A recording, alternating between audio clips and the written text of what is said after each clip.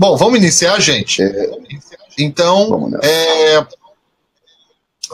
como eu disse para vocês, hoje a gente vem para o segundo dia de palestras da segunda semana online de Ayurveda.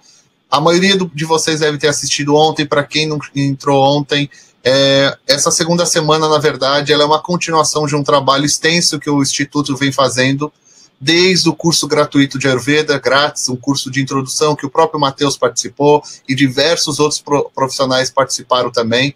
Hoje a gente já bateu mais de 30 mil inscrições no curso grátis.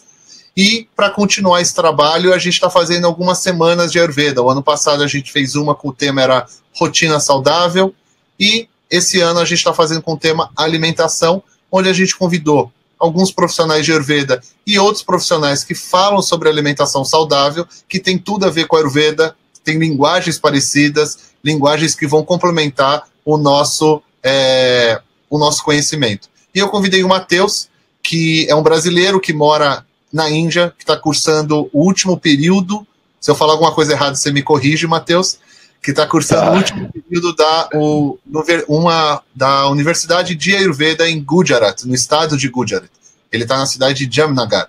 E ele, concluindo agora o curso, vai ser o primeiro brasileiro a concluir o curso universitário de Ayurveda. Acho que é mais, para nós brasileiros entendermos, fica mais fácil, né? Curso universitário, onde a pessoa conclui um bacharelado em Ayurveda. É assim que funciona o Ayurveda na Índia. Já tiro até essa dúvida que muita gente me pergunta, e aí as pessoas já têm uma ideia, né, uma primeira pergunta já respondida. Matheus, seja bem-vindo novamente. Obrigado, Eric. E hoje a gente vai falar a gente falou bastante, né, sobre... Oi? A gente falou bastante no nosso último bate-papo, a gente falou bastante sobre o BMS, sobre a faculdade. Então, se alguém tiver curiosidade sobre o curso, como é que é, a gente respondeu um monte de perguntas. Acho que deve estar lá no canal no Naradeva, no YouTube, né? No canal do YouTube está lá, exato. Eu não sei qual é o título que você colocou, mas certamente as pessoas encontram fácil. Tem a minha cara lá, né, na foto, provavelmente. Então... Eu nem lembro o título que ficou. Mas dá para achar. É alguma coisa, Matheus mora na Índia, vocês encontram.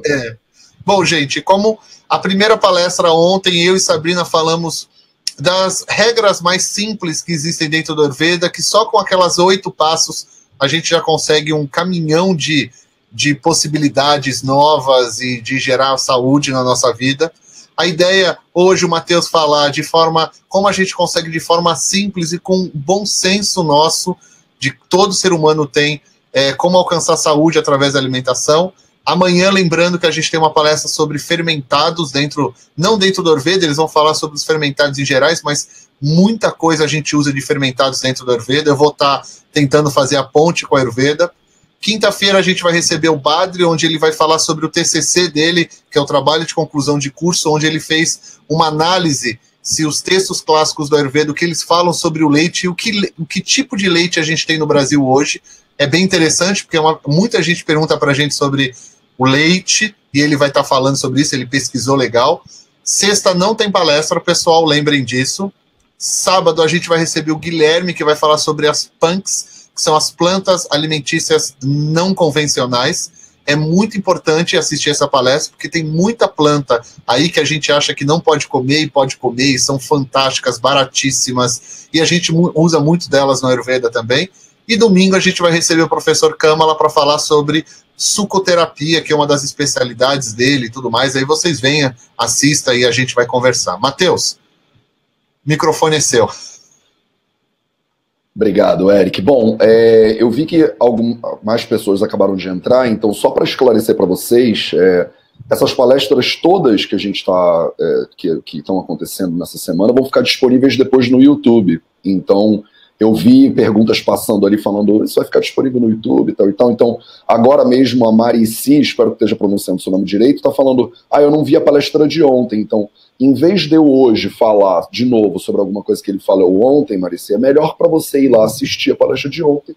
E aí depois você volta nessa aqui se precisar revisar e tal. Pra gente não precisar ficar falando da mesma coisa, né, todo dia. Então, vocês vão estar com isso disponível. Isso é de graça para todo mundo que quiser participar. E depois vai ficar livremente disponível no YouTube, como tudo que eu e o Eric a gente faz em conjunto de graça, fica depois disponível no canal do Naradeva no YouTube e no canal do Vida Veda no YouTube. Então, vocês também que não conhecem, todo mundo conhece o Eric, senão vocês não estariam aqui, mas as pessoas que talvez não saibam, eu tenho também um canal no YouTube pelo Vida Veda, né, que é a empresa que eu montei com a missão de ampliar o acesso ao Ayurveda de acordo com os Samhitas em língua portuguesa. Então essa é a missão. Eu criei uma empresa com uma missão muito clara, que eu achei que iam ter 10 pessoas interessadas em saber sobre isso. E hoje, agora, o canal já está chegando a 2.000 inscritos, então, em menos de um ano. Então me surpreendeu, Eric, na verdade. Eu montei aquela série do Vida Veda nos Samhitas, e eu achei, gente, vai ter no máximo 6 pessoas assistindo esse negócio, porque, né, eu tô falando de Samhita, lendo o texto em sânscrito, deve ter 6 nerds que nem eu, nerds ayurvédicos que nem eu, que vão se interessar por esse troço, e a série do Vida Veda nos Samhitas é acompanhada por umas 150 pessoas, e para mim é assustador que tem esse interesse todo, né? Então, obrigado a todos, assim, se vocês tiverem curiosidade de saber mais, entra no vidaveda.org, entra no naradevachala.com, Eric, ou .org? .com.br, tem os nossos canais lá do YouTube, a gente está disponível. O Vida Veda tem uma série de vídeos no YouTube que eu chamo de Vida Veda Responde, e o Eric tem uma série que chama Naradeva Responde, quer dizer, a gente está aqui para responder as perguntas de vocês, então mandem perguntas mesmo, a gente adora responder pergunta. Eu tenho o meu jeito de entender as coisas, e em algumas coisas a gente entende diferente, vem de linhagens até diferentes, né, porque o Eric tem professores e gurus, e eu tenho outros professores e gurus, então existem algumas coisas que até que eu posso falar que são um pouco diferentes da palestra de ontem, e a gente abraça sempre na parceria que a gente tem entre o Vida Veda e o Naradeva essas diferenças, né? Então, muitas vezes eu tenho um pensamento levemente diferente, eu tenho uma visão diferente, a gente aprende junto, a gente troca, e eu acho que a discordância, muitas vezes, se ela for civilizada, ela é ótima, né? O diálogo, a discussão, normalmente são bons, né? Sempre. A gente não bloqueia, e isso é uma coisa que eu também tenho muito claro, que a gente, já embalando, inclusive, no tema do papo de hoje, que eu percebo no nosso país, eu estou falando aqui principalmente no Brasil, talvez isso não se aplique a Portugal, não tenho uma vivência muito longa em Portugal, que é a dificuldade que as pessoas têm de discordar, né? Que é uma pena isso, porque o fato de você sentir ou pensar diferente de mim não significa necessariamente que a gente é inimigo, que a gente tem que brigar, né, ou que a gente tem que falar mal um do outro nas mídias sociais, ou que eu tenho que ir lá e dar dislike em todos os vídeos do Naradeva, né, que é uma loucura. Hoje em dia a gente tem um comportamento muito polarizado, né, então existe uma intolerância a discordar do outro, uma falta às vezes uma falta de respeito em relação à opinião do outro. Então isso é uma coisa que eu acho importante. Então o Eric, por exemplo, estuda Ayurveda há pelo menos 45, 50 anos, mais ou menos, nessa encarnação, né, Eric? Tipo, daqui a pouco o pessoal vai me perguntar o que eu faço para estar com essa carinha, né? Não, gente. Exato. O Eric está aí já cumprindo 76 anos só de Ayurveda, isso tudo é Irasayana, terapia de Irasayana. Então, não tem um cabelo branco ainda nessa barba. Tem vários. Ainda tem como fugir, gente. Mas a gente tem direito a ter opiniões, porque a gente estuda isso com cuidado e com carinho, e se você pode ter uma opinião e eu ter outra, a gente vai conversar sobre a sua opinião. O que não é dizer que todo mundo tem direito, ou todo mundo tem o mesmo peso na sua opinião. Então, eu queria aproveitar esse ensejo para a gente já começar a falar um pouco sobre bom senso. Então, quando o Eric me sugeriu de falar aqui com vocês, ele falou, Matheus, fala um pouquinho sobre bom senso na alimentação, que eu acho que é um tema sensacional. Eu dei uma palestra, inclusive, com a minha querida amiga Laura Pires, a gente falando sobre alimentação no dia a dia, né, tá lá no canal do Vida Veda no YouTube, e eu brinco muito com a Laura, a gente dá um curso junto, né, de 8 meses de Ayurveda de acordo com os Samhitas no Brasil. Esse ano vai ser em São Paulo, se eu não me engano, acho que já está lotado. Mas eu brinco muito com a Laura, que eu falo que a Laura ela é uma professora de Ayurveda, mas primeiro ela é uma professora de bom senso. E eu também. E antes de ser médico, na verdade, eu sou professor. E antes de ser professor de Ayurveda, eu sou professor de bom senso. E é interessante, para mim, falar com as pessoas sobre bom senso. Porque, se vocês pararem para pensar, bom senso é aquilo que você não precisa aprender, né? Essa é a sensação que a gente tem. Quando você fala assim, poxa, essa pessoa tinha que ter bom senso, a gente está querendo dizer, ela deveria ser extra de bom senso na alimentação, o que é um contrassenso. Porque se você precisa falar sobre alimentação, explicar a alimentação e orientar as pessoas, é porque a gente passou do bom senso, e o bom senso ficou para trás, né, de alguma maneira. Então, para a gente começar um bate-papo sobre bom senso, eu acho que é interessante a gente falar um pouco de por quê. Por que hoje a gente perdeu esse bom senso, né? Ou parece tão difícil de acessar esse bom senso. Por que a gente precisa consultar nutricionistas para saber quantas vezes precisa comer no dia e que eu preciso comer a cada 3 horas, senão meu metabolismo para ou vai acontecer alguma coisa horrível com o meu corpo? E como é que as pessoas não sabiam disso, né? 200 mil anos de evolução do ser humano, e finalmente, há 30 anos atrás, quer dizer, a gente passou 199.930 anos sem saber como comer, e agora, finalmente, né, graças ao advento da nutrição moderna, a gente conseguiu descobrir que, a gente estava fazendo tudo errado ao longo da história da humanidade, e a gente deveria estar comendo 6 vezes por dia, 7 vezes por dia, um café da manhã, uma colação, um almoço, um pré-lanche, um lanche, um pós-lanche, um pré-ceia, pré-treino, pós-treino e um jantar, por exemplo. Então, a gente meio que está perdido nesse mar de informação, né? E hoje, isso acontece porque a gente vive numa era de acesso ilimitado à informação, mas acesso à informação não se traduz necessariamente em discernimento, em conhecimento. Então, não é porque eu tenho o Google à minha disposição 24 horas por dia que eu sei tudo que eu preciso saber, né?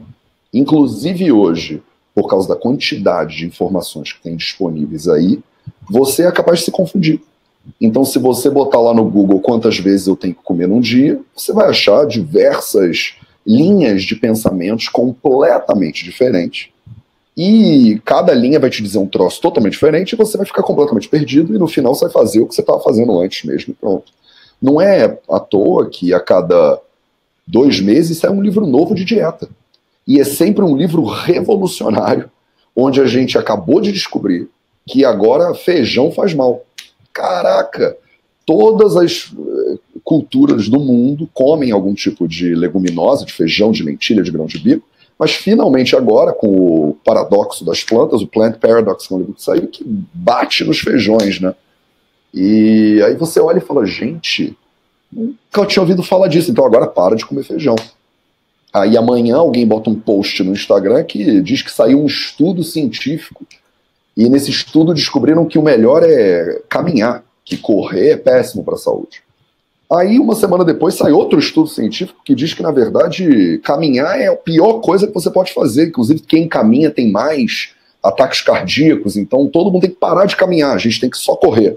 Então, agora, todo mundo tem que correr. E daqui a pouco, não, correr que é péssimo, todo mundo tem que andar naquele transporte, agora só pode transporte. Então, a gente fica, parece que, correndo atrás do rabo, porque faltam alguns dados muito básicos nesse processamento de informação. Então, informação crua não necessariamente se traduz em conhecimento. Assim como a comida, ela não vira necessariamente tecido corporal sem ter essa etapinha intermediária que a gente chama de digestão, né, que dentro do Ayurveda a gente chama de Agni, sem a etapa intermediária de transformação daquela informação, no caso alimentar, em tecido físico, a comida não vira corpo humano, né? E é a mesma coisa em relação à informação. Se você não tiver uma etapa intermediária de processamento, a informação não vira conhecimento. Então, uma coisa que é muito interessante, que eu acho que vale a pena a gente dividir aqui, é assim, quando você tem uma dúvida de saúde, A primeira pessoa que vem à mente, que você vai perguntar essa dúvida, é um médico. Então, o médico é aquela pessoa que estuda saúde humana. E no caso, por exemplo, num curso no Brasil de medicina, a pessoa estuda 6 anos de medicina e depois ela ainda faz 3, 4 anos de especialização. Então, um médico tem, em média, aí uns 8, 10 anos de estudo dessa ciência, que é a ciência da saúde humana. Então, é esperado que essa pessoa seja a autoridade, né, nessa ciência. Então, se você tem qualquer dúvida em relação à sua saúde, você deveria ir a um médico. O que muitas pessoas não entendem é que a maioria das faculdades de medicina não tem uma cadeira de nutrição humana. Então, a pessoa é capaz, e não é no Brasil e no mundo. Então, às vezes a pessoa ela vai passar por 8 anos, 10 anos de treinamento em saúde humana, sem nunca ter de verdade estudado nutrição, por exemplo. E isso já gera, você já vê um gap, né, um espaço enorme, um problema enorme entre a compreensão das pessoas do que esperar de um médico. Você pode ir num pediatra e você acha que o pediatra deveria saber de saúde das crianças, e o pediatra nunca estudou, de repente, nutrição infantil de forma aprofundada. Outra coisa que é importante vocês entenderem é que não necessariamente um médico estuda estatística profundamente. Então, na hora que você precisa elaborar um estudo científico, por exemplo, que é a maneira como a gente elabora conhecimento, você precisa entender, primeiro, antes de qualquer coisa, de estatística. Estatística médica é um troço extremamente complexo, que demora anos e anos para você entender. Para você conseguir pegar um estudo científico, ler e entender ele, sem saber estatística, você não chega a lugar nenhum. E é isso que acontece muitas vezes. Hoje em dia, qualquer pessoa ou qualquer jornalista pode pegar lá um estudo científico, entender mais ou menos, porque ele não estudou nem medicina, nem nutrição, nem estatística. E aí você vai ver na capa da revista, por exemplo, Time, que a manteiga está de volta. Então, há uns anos atrás, uma das capas da revista, da Time Magazine, era Butter is back, a manteiga está de volta. Com base num estudo científico que saiu sobre manteiga, comparando manteiga com outros alimentos, eles chegaram à conclusão que a manteiga não faz mal, não aumenta o colesterol, e por isso a manteiga está de volta, pode comer manteiga à vontade. Se você soubesse nutrição médica e estatística médica, você conseguiria olhar o estudo e ver como a Universidade de Harvard fez. Eles foram lá e falaram, gente, vocês erraram na compreensão desse estudo completamente. E é muito fácil desenhar um estudo científico para ele justificar o meu ponto de vista. Então, se eu quero provar que manteiga não aumenta o colesterol, eu sei que para as pessoas de vocês que nunca estudaram estatística médica, isso pode parecer meio... Como assim, Matheus? Quando eu vejo um estudo que diz que manteiga não aumenta o colesterol, eu acho que eles estão medindo o colesterol, dando manteiga e medindo o colesterol, tirando a manteiga e medindo o colesterol e vendo se aumentou ou diminuiu. Só que não é isso que acontece nunca dentro de um design, né, de estudo. Então, se eu, por exemplo, sou da empresa de manteigas Itambé, e eu quero patrocinar um estudo que prova que a manteiga não aumenta o colesterol, eu pego 2 grupos, para um grupo eu dou a manteiga, e para outro grupo eu não dou a manteiga, para ver o que acontece no colesterol dessas pessoas. Só que o que aconteceu, por exemplo, naquele estudo lá da manteiga, é que para o grupo que eu não dou a manteiga, eu tiro todos os alimentos de origem animal, por exemplo, daquele grupo também. Então, um grupo eu dei a manteiga e tirei todos os alimentos de origem animal, então nada mais de consumo de colesterol, a não ser a manteiga, e esse outro grupo não come manteiga, mas come um monte de bicho. Então esse grupo come um monte de bicho, na verdade está comendo também um monte de colesterol, só que está comendo mais colesterol até do que o pessoal que está comendo só manteiga, o que é uma loucura, mas no final o grupo que comeu a manteiga ficou com colesterol menor do que o grupo que não comeu a manteiga. Então você vai falar, olha só como a manteiga não aumenta o colesterol. Isso é um problema, é um erro de compreensão estatística e é um erro de compreensão de nutrição humana, que confunde todo mundo. E aí a gente chega nesse lugar onde a gente está agora, onde o bom senso, ele não é mais o bom senso. Ele não é mais algo que qualquer pessoa sabe, e que todas as pessoas sabem de forma igual. O que volta também no argumento que eu estava fazendo, que é o seguinte, não